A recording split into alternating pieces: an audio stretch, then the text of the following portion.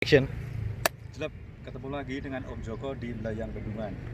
Pada pagi hari ini kita berada di Bendungan Gintung, atau waktu 2019 kita lebih dikenal dengan namanya Situ Gintung.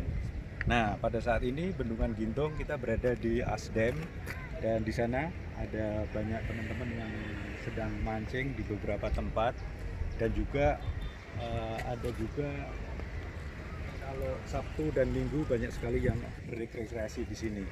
Nah, tapi pada saat sekarang atau hari ini kita pengen ngobrol-ngobrol terkait dengan Situ Gintung yang notabene pada tahun 2009. Nah, kita ketemu dengan saksi sejarah. Yang pertama dengan Mas Tommy.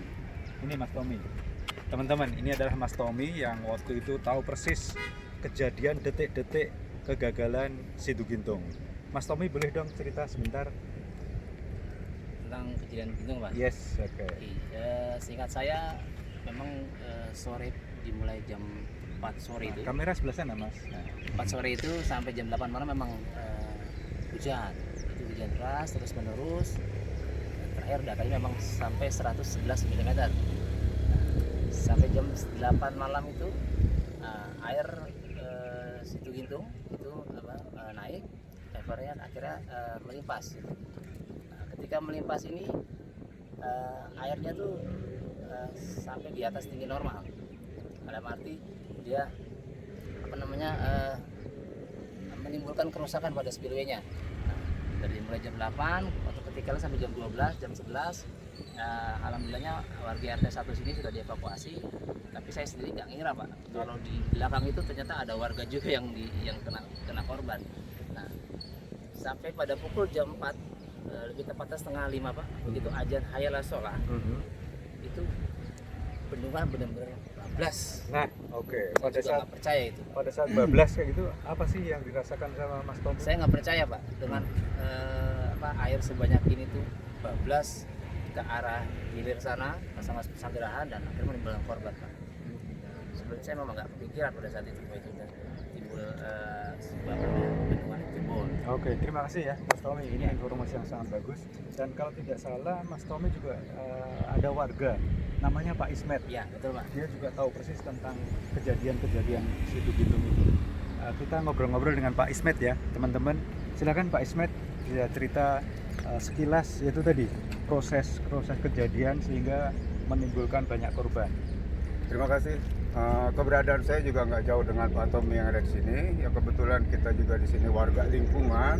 Sedikitnya saya tahu persis tentang kejadian, mulai dari awal sampai akhir dan sampai akhirnya pada jebol Gintung ini. Nah, pada saat itu kita mantau dan kita selalu koordinasi dengan ketua lingkungan, terdiri dari RT dan RW. Nah, secara kebetulan saya tinggal di RT 3, warga RT 3 lah yang saya utamakan untuk saya evakuasi di balai warga. Nah, kemudian pada saat Situ jebol ini, saya menyelamatkan ada beberapa orang ya yang saya selamatkan hidup. Kemudian saya mengevakuasi yang sudah meninggal. Nah, di situ kita juga ada posko, ada korlap ya di situ. Korlap 08 pada saat itu kita selalu koordinasi dengan beliau. Nah, kemudian setelah kita data, ternyata korban yang meninggal ini ada 102 orang. Totalnya Pak? Totalnya 102 orang. Yang ditemukan 99 orang, yang tidak diketemukan sampai saat ini ada 3 orang. Di antaranya Manula, istrinya Pak Oscar, Balita, cucunya Pak Cecep, yang ketiga remaja, anaknya Pak Odan, namanya Maulana. Nah, setahu saya itu, Pak. Tapi dari semua warga itu tidak ada keluarganya Pak Ismet? Alhamdulillah keluarga saya, yang keluarga dekat itu tidak ada. Cuma ada keluarga-keluarga yang agak jauh ada, yang meninggal dunia. Oke, terima kasih Pak Ismet, Mas Tommy. Teman-teman, kita cerita dengan teman-teman yang waktu itu berada di Situ Gintung, yang notabene berdekatan sekali. Namun kita juga pengen tahu nih, teman-teman di luaran sana yang cuma dengernya dari berita dan lain sebagainya. Kebetulan kita bersama dengan Mas Aris, dan beliau juga tim dari Balai Bendungan. Boleh cerita dong waktu itu dengan berita Situ Gintung waktu itu apa kira-kira? Memang pada tahun tersebut, Pak, kurang lebih tahun 2009, berita ini memang jadi headline ya, di media lokal maupun nasional, baik berita secara tertulis maupun di televisi, karena yang seperti ini yang ada di majalah, karena memang dari segi jumlah korban Pak ya, dari segi jumlah korban cukup signifikan jumlahnya, seperti yang dikatakan Pak Ismail 102, dan bendungan ini juga terletak di kota yang besar. Dulunya mungkin masih bagian Jakarta Pak ya, setelah ada pemekaran mungkin masuk ke wilayah Tangerang Selatan ke Provinsi Banten. Jadi memang kalau bagi masyarakat umum dulu tahunya situ Pak ya, situ Gintung. Setelah 2009 karena ada perbaikan dan lain sebagainya, seperti bisa dilihat di sini dari struktur berubah menjadi nama Bendungan Gintung. Itu ada tulisan juga Bendungan Gintung. Jadi memang ya saya juga sebelumnya belum tahu ya Pak Joko, Pak Ismet, Pak Tommy. Tapi setelah ada perbaikan ternyata ini statusnya masuk ke kategori. Namun Pak Aris pada waktu itu tahun 2009 pernah dengar bahwa ini ada kejadian kegagalan situ Gintung. Iya, pernah dengar, pernah baca Pak.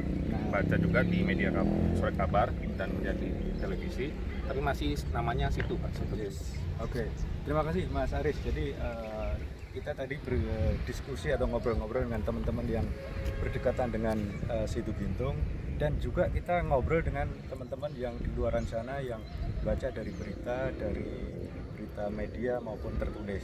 Nah, dan teman-teman, akhirnya situ Gintung itu sangat terkenal di iCloud, sangat terkenal bahwa kejadian ini situ Gintung.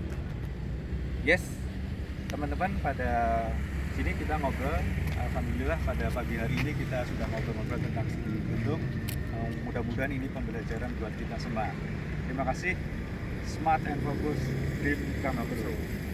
Terima kasih. Dadah. Sip. Sekarang Mas Aris yang ngambil. Tadi koreksi jauh 2009.